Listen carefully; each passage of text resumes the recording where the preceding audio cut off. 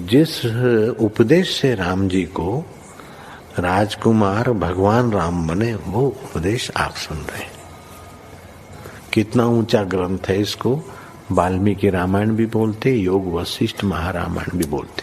राम तीर्थ ने इसी का बार बार अध्ययन किया था।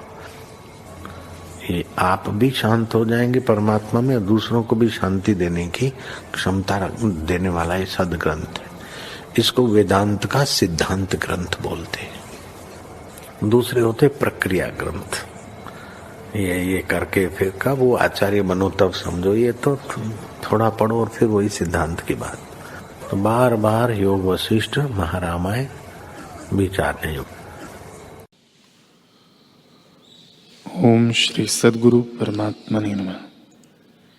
श्री वशिष्ठ जी बोले, हे राम जी, जिसकी बुद्धि में संसार के भोग वासना रूपी बीज हैं, उससे दुख की परंपरा उत्पन्न होती है। और जिसकी बुद्धि में शांति की शुभ वासना गर्भित होती है, उससे शुभ गुण, वैराग्य, धैर्य, उदारता और शांत रूप उत्पन्न होते हैं। जब शुभ वासना का अनुसंधान होगा, तब मन बुद्धि निर्मल भाव को प्राप्त होगी। और जब मन निर्मल हुआ, तब शनह शनह अज्ञान नष्ट हो जाएगा और सज्जनता बुद्धि होगी। जैसे शुक्ल पक्ष के चंद्रमा की कला बढ़ती जाती है, जब इन शुभ गुणों की परंपरा स्थित होती है, तब विवेक उत्पन्न होता है और उसके प्रकाश से हृदय का मोह रूपी तम नष्ट हो जाता है। तब धैर्य और उदारता की वृद्धि होती है। हे राम जी, जब सत्संग और सतशास्त्र के अभ्यास द्वारा शुभ गुण उदय होते हैं, तब महा आनंद का कारण शीतल शांत रूप प्रकट होता है। ओम श्री सद्गुरु परमात्मने नमः। श्री योग वशिष्ठ महारामायण। यह संपूर्ण जगत संकल्प मात्र है। जैसा संकल्प दृढ़ होता है, वैसा ही रूप भासित होता है। परलोक जाना भी अपनी वासना के अनुसार भासित होता है। पुत्र बांधव भी उसकी पुण्य पाप वासना में स्थित है। वे जो कुछ इसके लिए करते हैं, उनसे यह सुख दुख नरक स्वर्ग भोगता है। पर वास्तव में कोई बांधव और पुत्र नहीं। उसकी वासना ही नाना प्रकार के आकार रखकर स्थित हुई है। हे राजन, सहस्र चंद्रमा के विषय में तूने जो प्रश्न किया है, उसका उत्तर सुन। सहस्र जीव भी इसी आकाश में स्थित होते हैं और अपनी अपनी वासना से कला संयुक्त चंद्रमा होकर विराजते हैं, परंतु एक को दूसरा नहीं जानता, परस्पर अज्ञात हैं। जो अंतवाहक दृष्टि से देखें, उसको दिखते हैं। हे राजन, जो कोई ऐसी भावना करे कि मैं उनके मंडल को प्राप्त हूँ, तो तत्काल ही पहुँच जाता है। जैसे एक ही घर में बहुत मनुष्य सोए हों, तो उनको अपने अपने स्वप्न की सृष्टि दिखती है और वह अन्योन्य विलक्षण होती है। एक की सृष्टि को दूसरा नहीं जानता।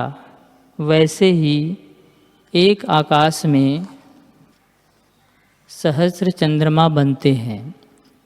जैसे इंद्र ब्राह्मण के 10 पुत्र 10 ब्रह्मा हो बैठे थे, वैसे ही जिस रूप की कोई तीव्र भावना करता है, वही हो जाता है।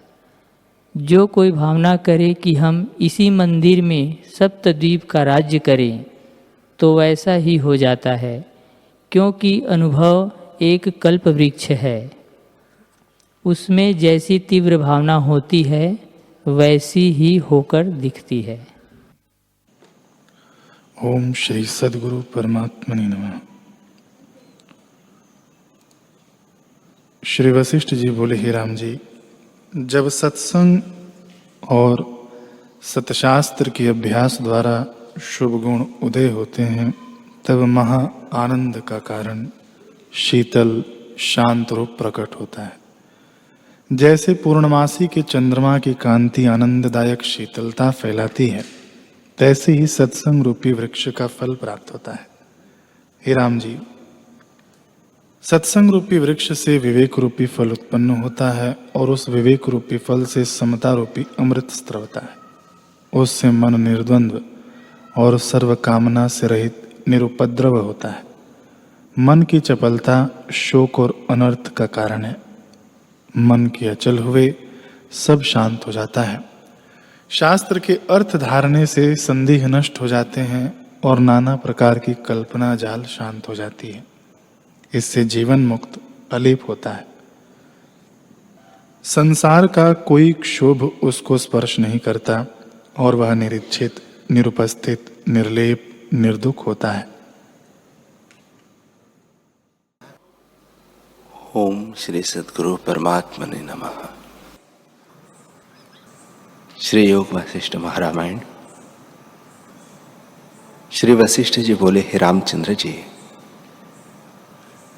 जो पापों से भय करता है वह जब धर्म में प्रवर्तता है तब निर्भय होता है, और दुखों के भय से जीव आत्मपद की ओर प्रवर्तता है तब भावना के वश से असत से सत पाता है। ध्यान और योग भी सूक्ष्म है। यत्न के बल से उनसे सत को पाता है, और जो असत है वह उदय होकर सद्भावना है।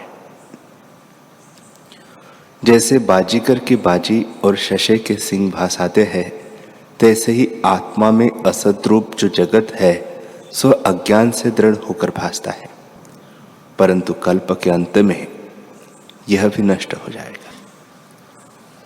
हे रामचंद्र जी, यह जो सूर्य, चंद्रमा, इंद्र आदि है, उनके नाम भिन्न भिन्न रहेंगे, और बड़े सुमेरु आदि पर्वत, समुद्र और भाव पदार्थ जो उत्तम, मध्यम, कनिष्ठ भासते हैं, वे सब नाश हो जाएंगे, क्योंकि सब माया मात्र है, कोई न रहेगा।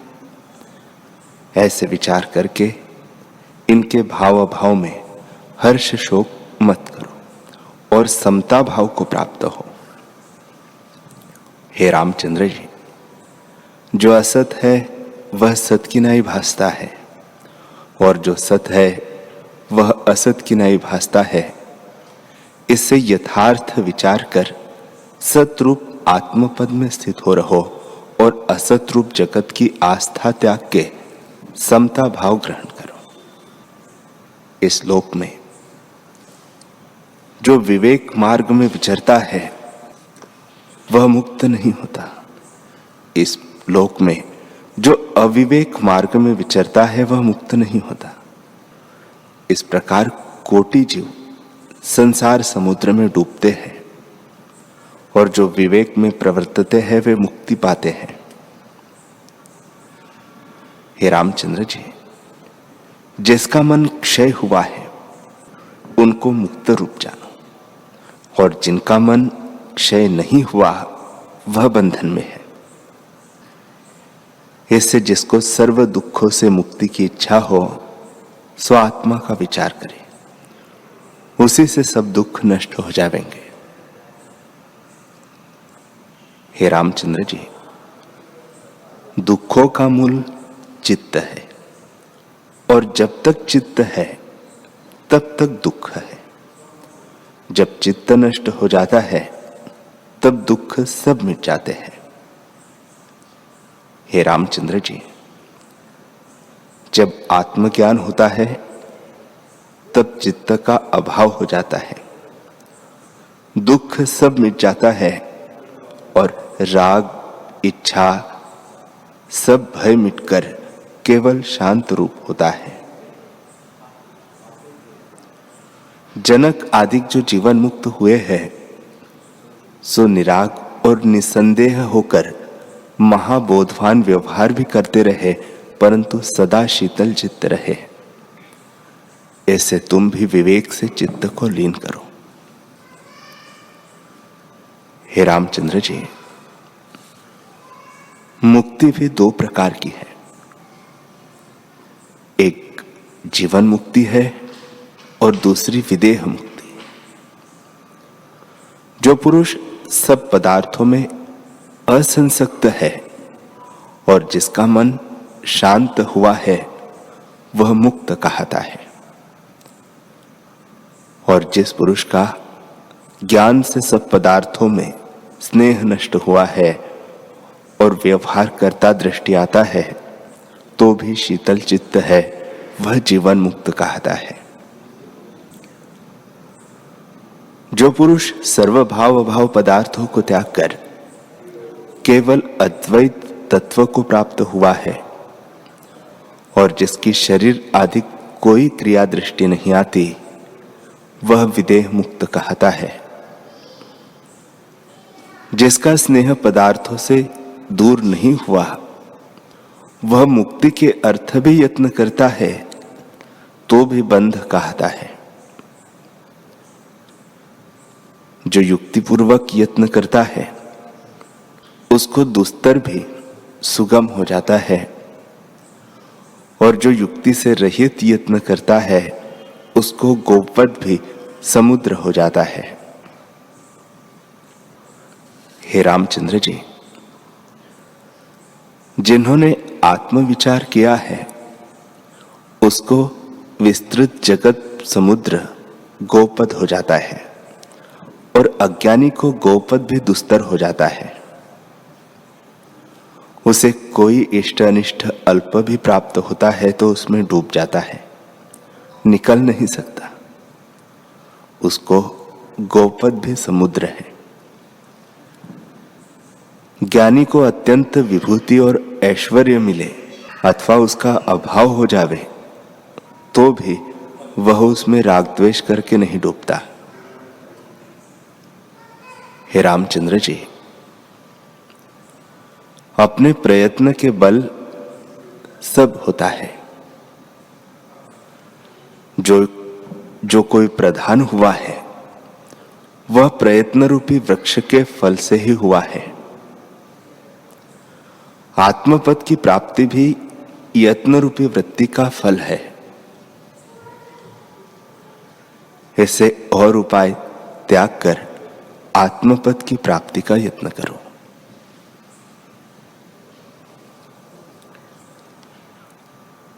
श्री वशिष्ठ जी बोले, हे रामचंद्र जी, जो कुछ जगतजाल है वह सब आत्मा ब्रह्म का आभास रूप है। अज्ञान से स्थिरता को प्राप्त हुआ है और विवेक से शांत हो जाता है। ब्रह्म रूपी समुद्र में जगत रूपी आवर्त जो फुरते हैं उनकी संख्या कोई नहीं कर सकता। आत्मरूपी सूर्य के जगत रूपी त्रसरेणु है। हे रामचंद्र जी, असम्यक दर्शन ही जगत की स्थिति का कारण है और सम्यक दर्शन से शांत हो जाता है। जैसे मरुस्थल में असम्यक दर्शन से जल भासता है और सम्यक दृष्टि से अभाव हो जाता है। हे रामचंद्र जी, संसार रूपी अपार समुद्र से युक्ति और आत्म अभ्यास बिना तरना कठिन है। मोह रूपी जल से वह पूर्ण है। मरण रूपी उसमें आवर्त है। पाप रूपी झाग है। बड़वाग्नि इसके अंगों में नरक समान है। तृष्णा रूपी भंवर है। इंद्रिया और मन रूपी तेंदुए और मच्छ है। क्रोध रूपी सर्प है। जीव रूपी नदियां है, उसमें प्रवेश करती है और जन्म मरण रूपी आवर्त चक्र है, उनसे जो तर जाता है वही पुरुष है।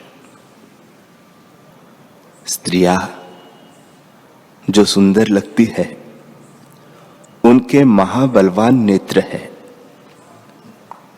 जिनसे पहाड़ों को भी खींच सकती है, और मोतियों की नाई दांत इत्यादि जो सुंदर अंग है वे महादुख के देने वाले बड़वाग्नि की नाई है। जो इनसे तर जाता है वही पुरुष है। हे रामचंद्र जी,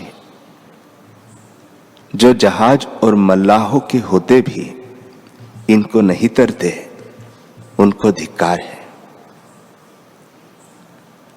जहाज और मल्लाह कौन है सो तुम सुनो। जिस पुरुष के शरीर में विचार सहित बुद्धि है वही जहाज है और संत रूपी मल्लाह है। इनको पाकर जो संसार समुद्र से नहीं तरते उनको धिक्कार है। ऐसे संसार समुद्र को जो तर गया है उसी को पुरुष कहते हैं।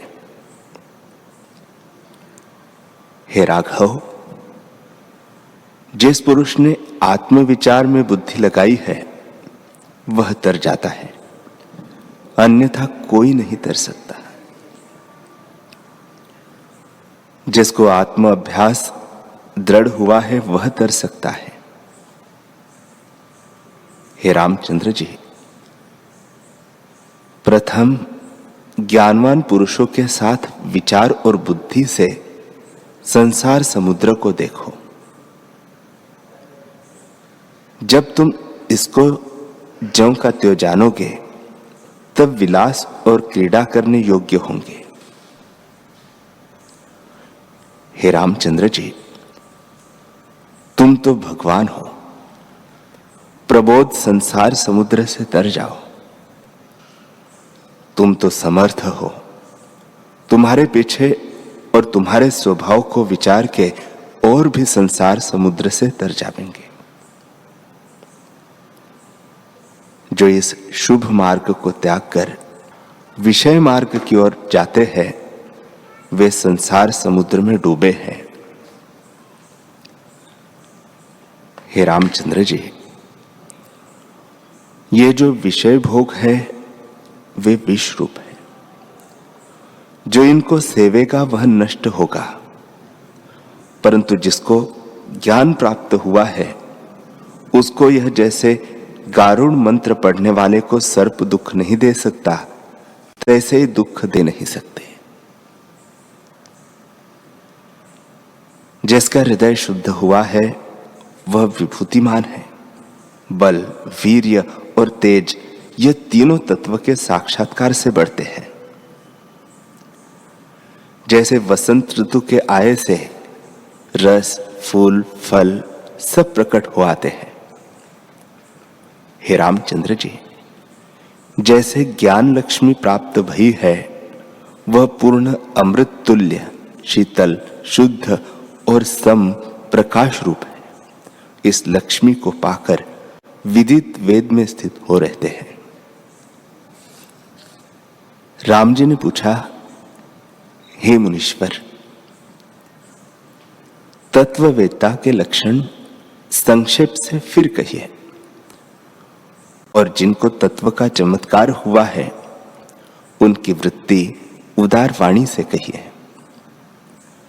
ऐसा कौन है जो आपके वचन सुन के तृप्त न हो? श्री वशिष्ठ जी बोले, हे रामचंद्र जी, जीवन मुक्त के लक्षण मैंने तुमको बहुत प्रकार से आगे कहे हैं, पर अब फिर भी सुनो। हे महाबाहो, संसार को ज्ञानवान सुषुप्ति की नहीं जानता है और सब ऐष्णा उसकी नष्ट हो जाती है। वह सब जगत को आत्मरूप देखता है और कैवल्य भाव को प्राप्त होता है। संसार उसे सुषुप्त रूप हो जाता है और आत्मानंद से दूर में रहता है। वह देता है परंतु अपने जाने में किसी को नहीं देता और लोक दृष्टि से प्रत्यक्ष हाथों हाथ ग्रहण करता है, परंतु अपनी दृष्टि से कुछ नहीं लेता। ऐसा जो आत्मदर्शी ज्ञानवान उदार आत्मा है वह यंत्र की पुतलीवत चेष्टा करता है। जैसे यंत्र की पुतली अभिमान से रहित चेष्टा करती है, तैसे ही ज्ञानवान अभिमान से रहित चेष्टा करता है। देखता, हंसता, लेता, देता है, परंतु हृदय से सदा शीतल बुद्धि रहता है। वह भविष्य का कुछ विचार नहीं करता, भूत का चिंतन नहीं करता और वर्तमान में स्थिति नहीं करता। सब कर्मों में वह अकर्ता है। संसार की ओर से सो रहा है और आत्मा की ओर से जागृत है। उसने हृदय से सबका त्याग किया है, बाहर सब कार्यों को करता है और हृदय में किसी पदार्थ की इच्छा नहीं करता। बाहर से प्रकृत आचार प्राप्त होता है, उसे अभिमान से रहित करता है, द्वेष किसी में नहीं करता और सुख दुख में पवन किनाई होता है। एवं भ्रम को त्याग कर उदासीन किनाई सब कार्य करता है, न किसी की वांछा करता है और न किसी में खेदवान है। बाहर से सब कुछ करता दृष्टि आता है, पर हृदय से सदा संग है। हे रामचंद्र जी, वह भोक्ता में भोक्ता है, अभोक्ता में अभोक्ता है, मूर्खों में मूर्खवत स्थित है, बालकों में बालकवत, वृद्धों में वृद्धवत, धैर्यवानों में धैर्यवान, सुख में सुखी, दुख में धैर्यवान है। वह सदा पुण्य करता, बुद्धिमान, प्रसन्न, मधुर वाणी संयुक्त और हृदय से तृप्त है। उसकी दीनता निवृत्त हुई है। वह सर्वथा कोमल भाव चंद्रमा की नई शीतल और पूर्ण है। शुभ कर्म करने में उसे कुछ अर्थ नहीं और अशुभ में कुछ पाप नहीं। ग्रहण में ग्रहण नहीं और त्याग में त्याग नहीं। वह न बंध है न मुक्त है और न उसे आकाश में कार्य है न पाताल में कार्य है। वह यथा वस्तु और यथा दृष्टि आत्मा को देखता है। उसको द्वैत भाव कुछ नहीं फुरता और न उसको बंध मुक्त के निमित्त कुछ कर्तव्य ही है, क्योंकि सम्यक ज्ञान से उसके सब संदेह जल गए हैं। जैसे पिंजरे से छूटा पक्षी आकाश में उड़ता है, तैसे ही शंका से रहित उसका चित्त आत्म प्रकाश को प्राप्त हुआ है। हे रामचंद्र जी, जिसका मन संसार भ्रम से मुक्त हुआ है और जो समरस आत्मभाव में स्थित है, उसको इष्ट अनिष्ट में कुछ राग द्वेष नहीं होता। वह आकाश किनाई सब में सम रहता है। जैसे पालने में बालक अभिमान से रहित अंग हिलाता है, तैसे ही ज्ञानी की चेष्टा अभिमान से रहित होती है। और जैसे मद्यपान करने वाला उन्मत्त हो जाता है, तैसे ही आत्मानंद में ज्ञानी धूर्म हो जाता है और द्वैत की संभाल उसको कुछ नहीं रहती। ह्योपादेय बुद्धि से रहित होता है। हे रामचंद्र जी,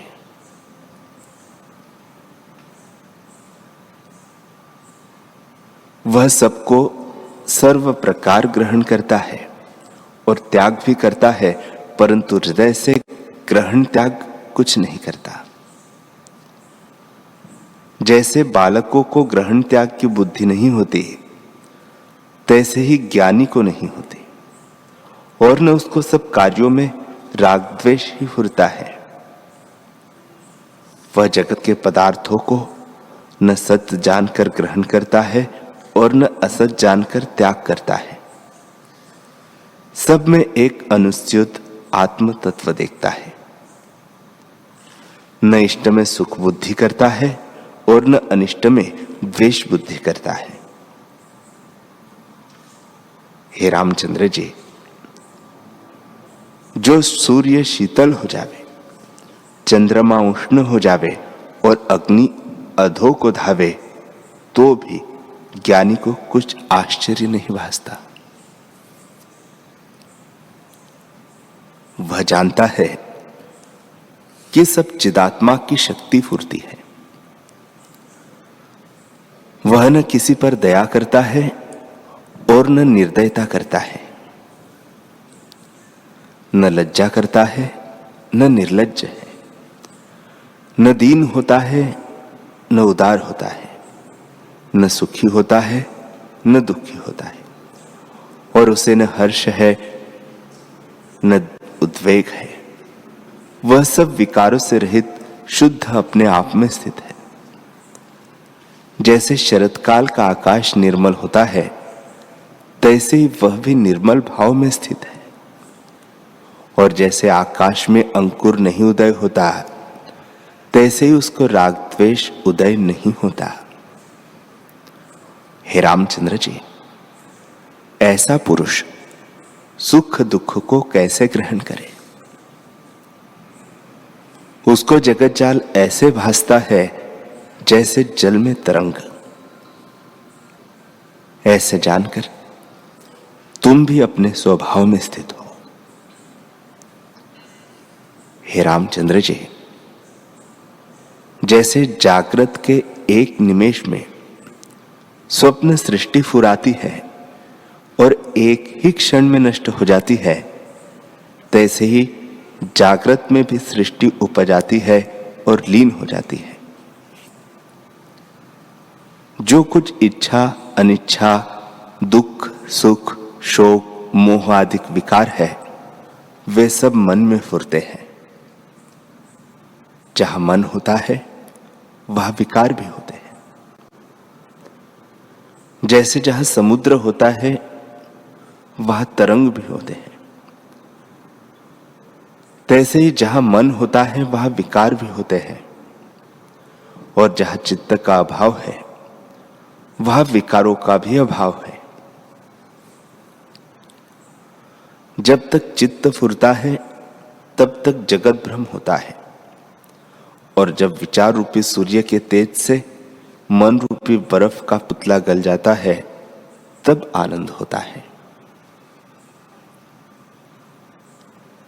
तब सुख दुख की दशा शांत हो जाती है, और जब सुख दुख का अभाव हुआ तब ग्रहण त्याग भी मिट जाता है, और इष्ट अनिष्ट वांछित नष्ट हो जाते हैं। जब ये नष्ट हो जाते हैं तब शुभ अशुभ भी नहीं रहते, और जब शुभ अशुभ न रहे तब रमणीय अरमणीय भी नष्ट हो जाते हैं, और भोगों की इच्छा भी नष्ट हो जाती है। जब भोगों की इच्छा नष्ट हो जाती है तब मन भी निराश पद में लीन हो जाता है। हे रामचंद्र जी, जब मूल से मन नष्ट हुआ तब मन में जो संकल्प है वे कहाँ रहे? जैसे तिलों के जले से तेल नहीं रहता, तैसे ही मन में संकल्प विकल्प नहीं रहते। तब केवल शांत आत्मा ही शेष रहता है। जैसे मंदराचल के क्षोभ मिटे से क्षीर समुद्र शांतिमान होता है, तैसे ही चित्त शांत होता है।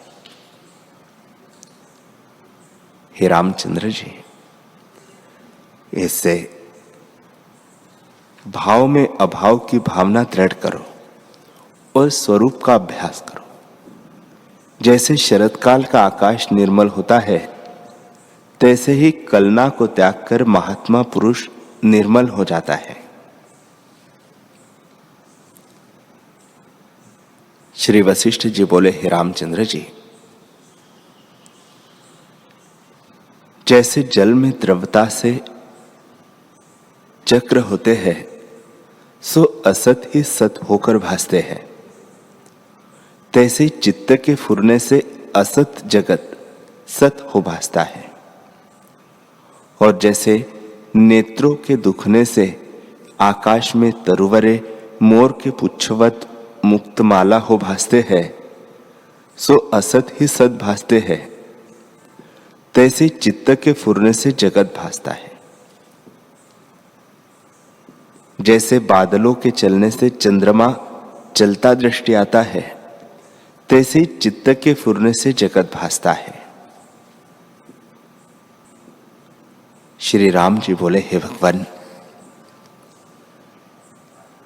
जिससे चित्त फुरता है और जिससे अफुर होता है, वह प्रकार कहिए कि उसका मैं उपाय करूं।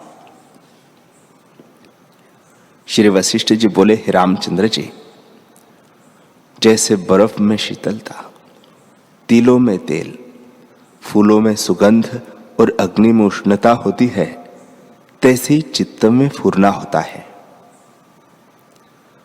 चित्त और फुरना दोनों एक अभेद वस्तु है। दोनों में जब एक नष्ट हो तब दोनों नष्ट हो जाते हैं।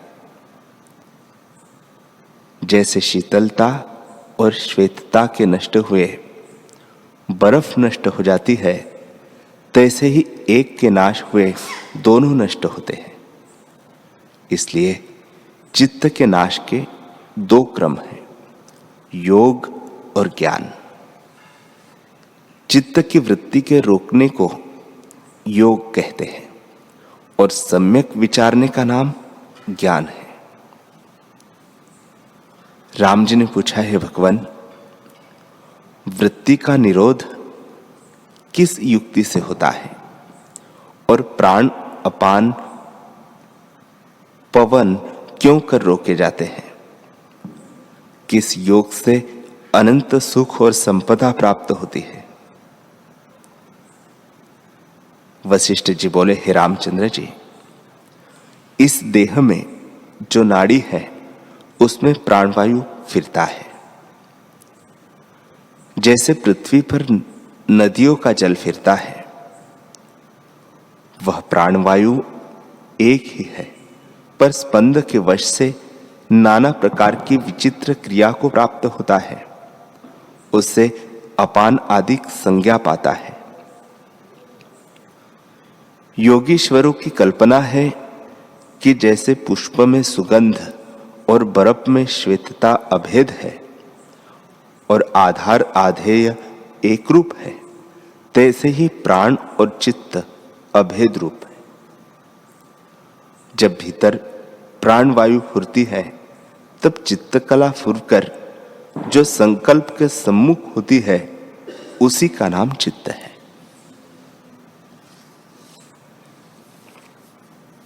जैसे जल द्रवीभूत होता है और उसमें लहर और चक्र फुराते हैं, तैसे ही प्राणों से चित्त फुराता है।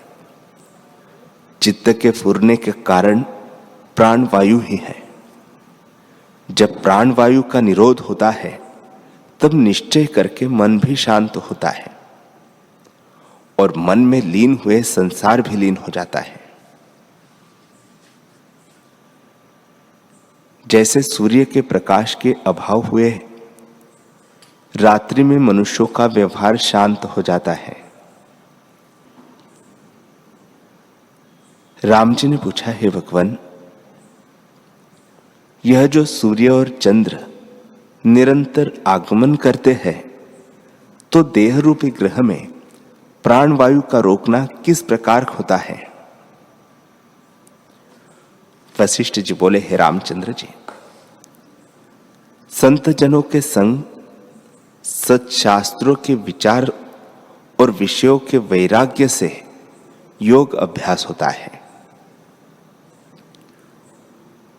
प्रथम जगत में असत बुद्धि करनी चाहिए और वांछित जो अपना इष्टदेव है उसका ध्यान करना चाहिए। जब चिरकाल ध्यान होता है, तब एक तत्व का अभ्यास होता है।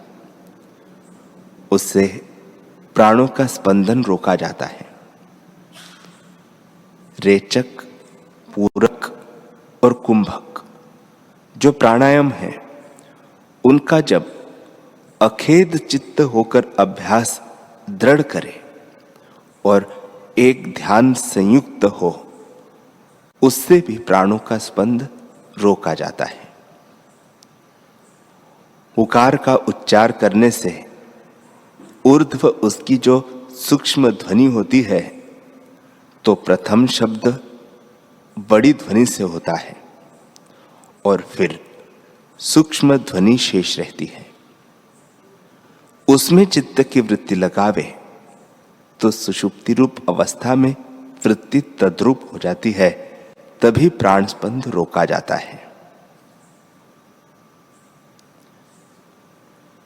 रेचक प्राणायाम के अभ्यास से विस्तृत प्राणवायु से शून्य भाव आकाश में जाए लीन होता है, तब भी प्राण स्पंद रोका जाता है।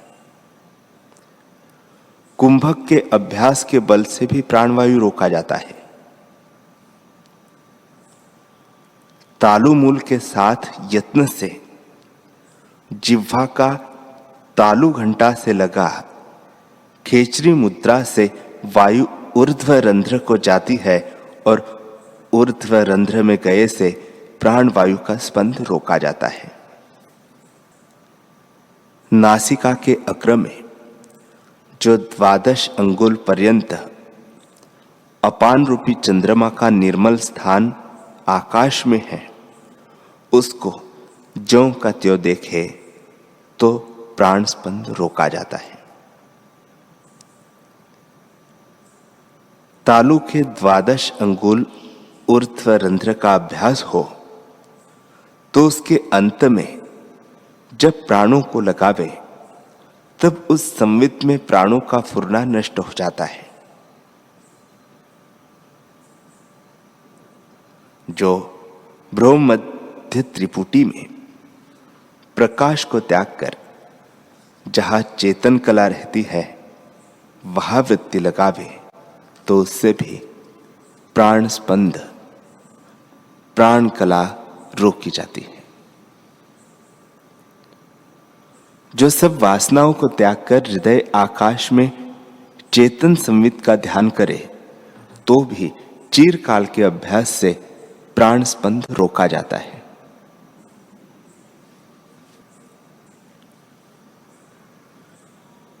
हरि ओम।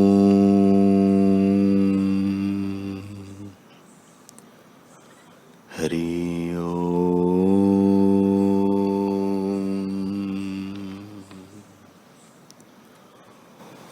ओम सहना भवतु सहनो भुनक्तु सह वीर्यं करवावहै तेजस्विनावधीतमस्तु मा विद्विषावहै।